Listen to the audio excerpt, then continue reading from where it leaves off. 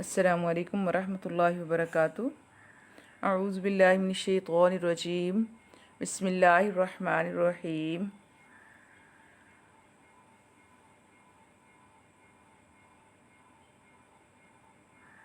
Dear students,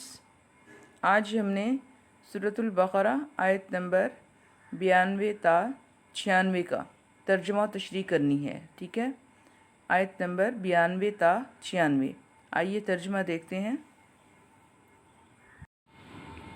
اعوذ باللہ من الشیطان الرجیم، بسم اللہ الرحمن الرحیم۔ وَلَقَدْ جَاءَكُمْ، اور تحقیق آ چکے تمہارے پاس، موسیٰ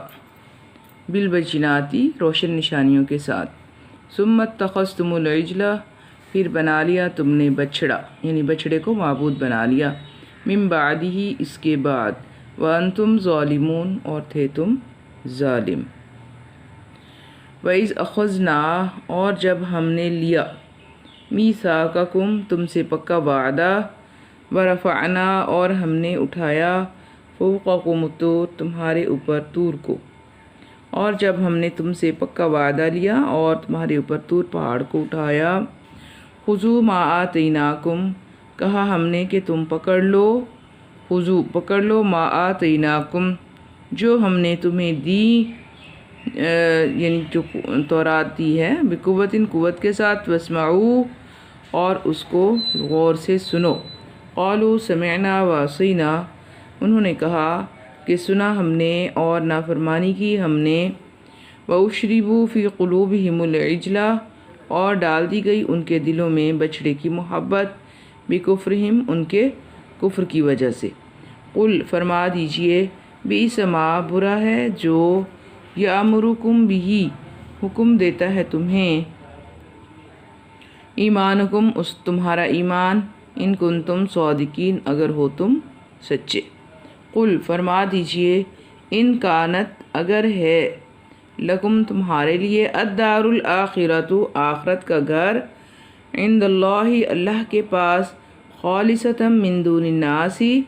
خالص علاوہ لوگوں کے، فتمنوا الموت، پس تم موت کی تمنا کرو۔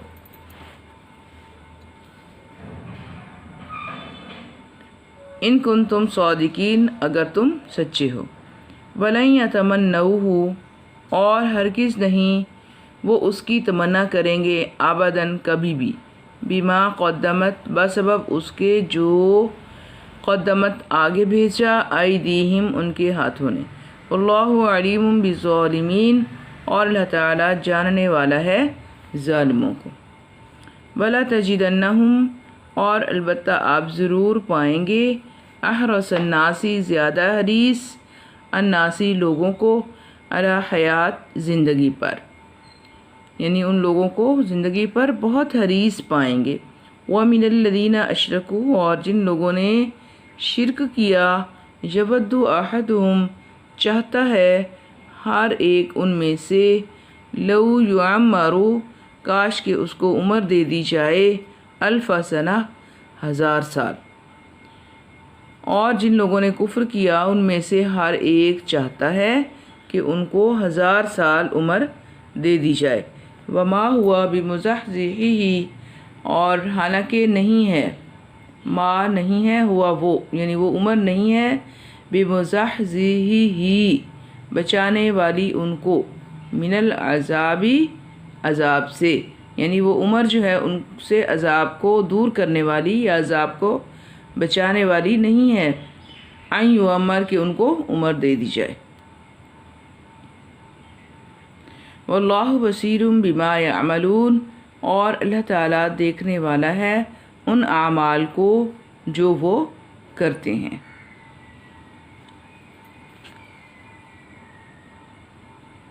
جی، وَلَقَدْ جَاءَكُمْ مُوسَىٰ بِالْبَيِّنَاتِ، اور البتہ آئے تمہارے پاس موسیٰ علیہ السلام، بالبینات، روشن نشانیوں کے ساتھ، ثم اتخذتم العجل، پھر بنا لیا تم نے بچڑا۔ اب ان آیات مبارکہ میں، یعنی آیت نمبر 92 میں، اللہ تعالیٰ نے یہود کو ان کے مزید جرائم یاد دلائے ہیں، ٹھیک ہے،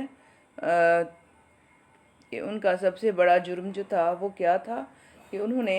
بچڑے کو معبود بنا لیا تھا، بچڑے کی پرستش کرنا شروع کر دی تھی،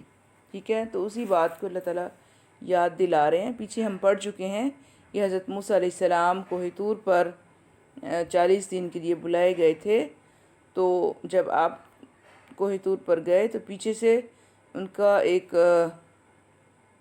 جو جادوگر تھا، سامری جس کا نام تھا، اس نے سونے کا ایک بچڑا بنایا، اور وہ بچڑا اپنی دم ہلاتا تھا اور آواز نکالتا تھا۔ تو بنی اسرائیل چونکہ انتہائی کمزور عقیدے کے مالک تھے، تو انہوں نے فوراً اس بچڑے کی پرستش شروع کر دی اور کہنے لگے کہ یہ ہمارا خدا ہے۔ تو اللہ تعالیٰ نے اسی بات کو یاد کروایا ہے کہ تم اتنے ظالم لوگ تھے کہ تمہارے پاس موسیٰ علیہ السلام اپنی روشن نشانیاں اور معجزات لے کر آئے تھے۔ یعنی معجزات کیا دیے گئے تھے ان کو کہ ید بیضا، کہ اپنے گریبان میں وہ ہاتھ ڈالتے تھے تو ان کا ہاتھ سفید ہو کر نکلتا تھا۔ اسی طرح ان کو عصا دیا گیا تھا کہ وہ عصا جو تھا مختلف قسم کے کام سر انجام دیتا تھا۔ پیچھے ہم نے پڑھا ہے نا، چٹان پر عصا مارا تو اس میں سے پانی جاری ہو گیا، دریا میں عصا مارا تو اس میں جو ہے درمیان میں خشکی کا راستہ بن گیا، ٹھیک ہے۔ تو اسی طرح جادوگروں کے میدان میں جب عصا پھینکا گیا تو وہ اژدہا بن گیا اور اس نے رسیوں کو نگل لیا۔ بہرحال اس طرح یہ اللہ تعالیٰ نے آپ کو معجزات عطا فرمائے تھے، لیکن ان تمام معجزات کو اپنی آنکھوں سے دیکھنے کے باوجود بھی بنی اسرائیل چونکہ ایک ہٹ دھرم قوم تھی اور نافرمانی اور سرکشی جو تھی ان کی عادت میں شامل تھی، اس لیے یہ لوگ ایمان نہ لائے، انہوں نے شرک کیا اور اللہ تعالیٰ نے ایسے لوگوں کو ظالم کہا۔ اس کے بعد آیت نمبر 93 میں فرمایا کہ وَإِذْ أَخَذْنَا مِيثَاقَكُمْ وَرَفَعْنَا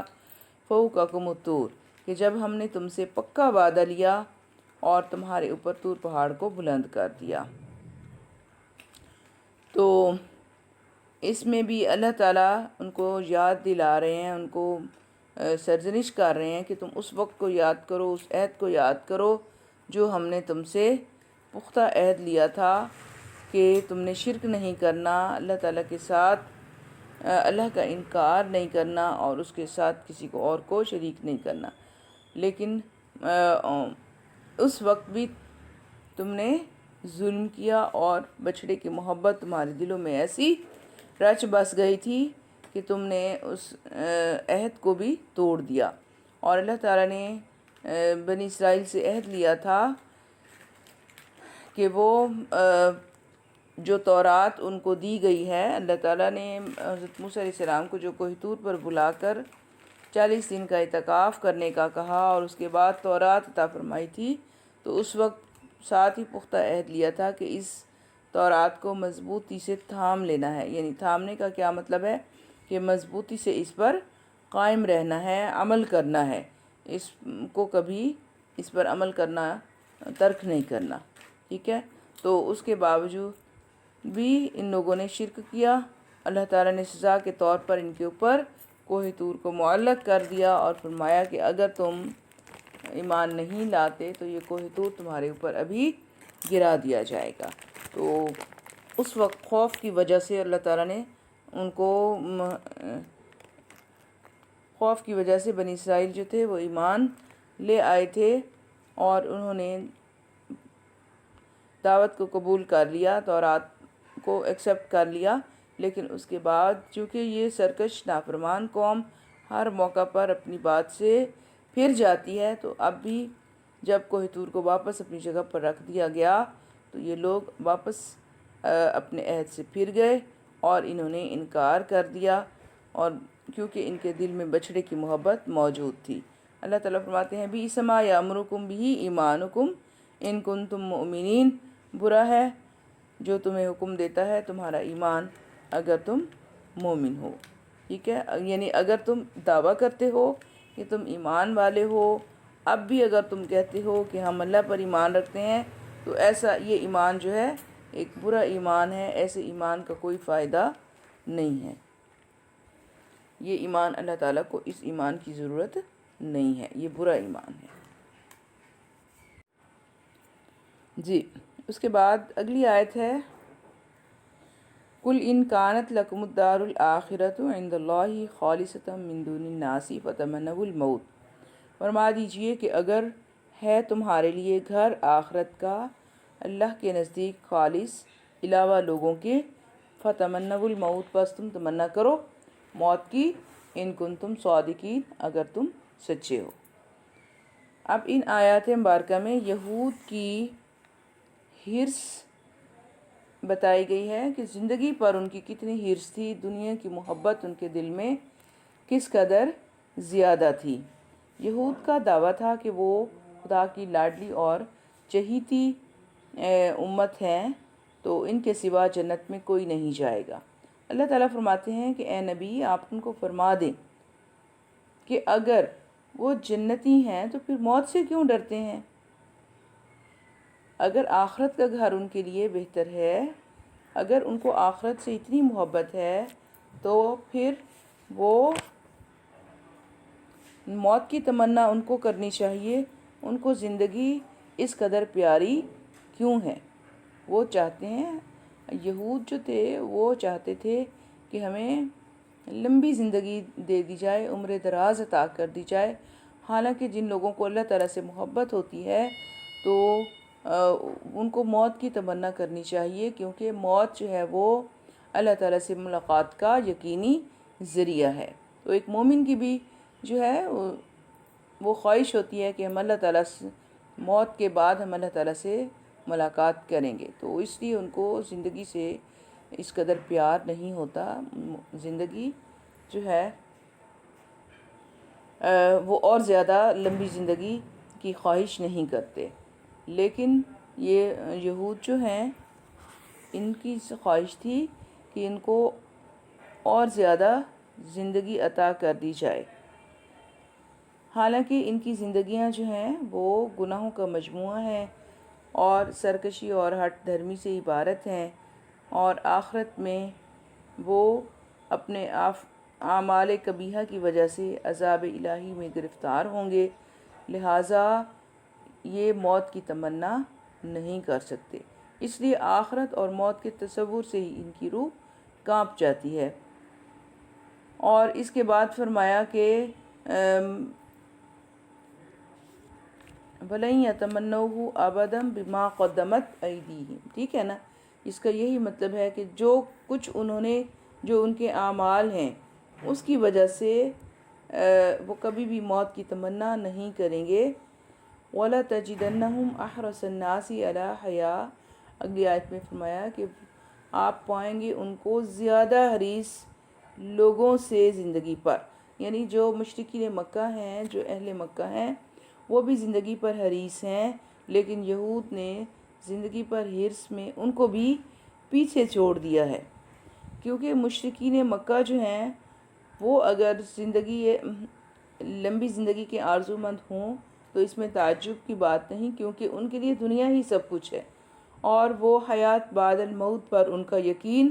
نہیں ہے۔ مگر یہود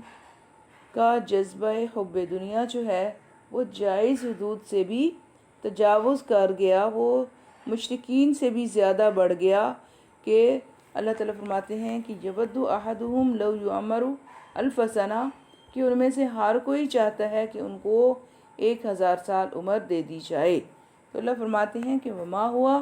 بمزحزحہ من العذاب ان یعمر، کہ اگر ان کو 1000 سال بھی عمر دے دی جائے تو وہ عمر ان کو عذاب سے بچا نہیں سکتی، کیونکہ اللہ تعالیٰ کا عذاب جو ہے وہ برحق ہے، اللہ کا وعدہ برحق ہے۔ اللہ نے جو آخرت کی سزا ان کے لیے مقرر کر رکھی ہے، یقیناً وہ اس سزا سے بچ نہیں سکتے۔ اگر 1000 سال بھی وہ زندہ رہ جائیں تو آخر بھی تو ایک دن مرنا ہے، اور اس مرنے کے بعد ان کو اپنے کیے کی سزا بھگتنی لازمی ہے۔ آج بھی دیکھا جائے تو بچوں ہم دیکھتے ہیں کہ آج بھی یہود کی حب دنیا اور حب مال جو ہے وہ ضرب مثل ہے۔ آج بھی وہ دنیا کو ہی سب کچھ سمجھتے ہیں اور دنیاوی ترقی ہی ان کے لیے جو ہے سب کچھ ہے۔ واللہ بصیر بما یعملون، اور اللہ تعالیٰ دیکھنے والا ہے ان اعمال کو جو وہ کر رہی ہیں۔ تو بچوں اس میں ہمارے لیے بھی سامان عبرت ہے، مسلمانوں کے لیے بھی سبق ہے کہ دنیا جو ہے وہ چند روزہ ہے، اس میں ایک دن سب نے مر جانا ہے اور آخر اللہ تعالیٰ سے ملاقات کرنی ہے۔ اس لیے دنیا کے چند روزہ مال و دولت پر اس قدر فریفتہ نہ ہوں، اس قدر اس کی محبت میں گرفتار نہ ہوں کہ لقاء الہی کا شوق ان کے قلوب سے نکل جائے۔ تو مومن کی شان ہے کہ وہ سدا موت کو خوش آمدید کہتا ہے اور اس کے لیے وہ ہمیشہ تیار رہتا ہے۔ تو اس لیے مومن کو ہمیشہ اللہ تعالیٰ سے ملاقات کا یقین ہونا چاہیے اور شوق ہونا چاہیے۔ ٹھیک ہے، صدق اللہ العظیم۔